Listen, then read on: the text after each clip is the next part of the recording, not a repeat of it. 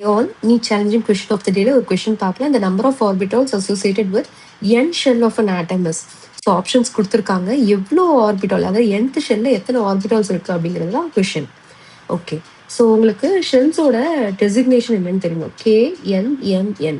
So கேனா 1, எல்னா 2, எம்னா 3, என்னா 4. So இது என்ன அப்படின்னா என்னோட வேல்யூ. இந்த 1, 2, 3 அப்படிங்கிறது என்னோட வேல்யூ.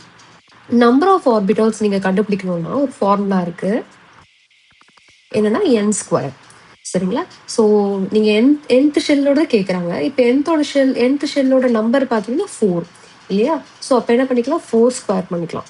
ஸோ 4 × 4 16. ஸோ அப்போ எத்தனை ஆர்பிட்டால்ஸ் இருக்குது? 16 ஆர்பிட்டால்ஸ் இருக்குது. ஓகே, ஸோ இப்படி தான் நீங்கள் என்ன பண்ணணும், அண்டர்ஸ்டாண்ட் பண்ணிக்கணும். அந்த 16 ஆர்பிட்டால்ஸ் என்னென்னலாம் ஆர்பிட்டால்னு பார்த்தீங்கன்னா S, P, D, F. So எல்லாத்தையும் ஆட் பண்ணுங்களேன்.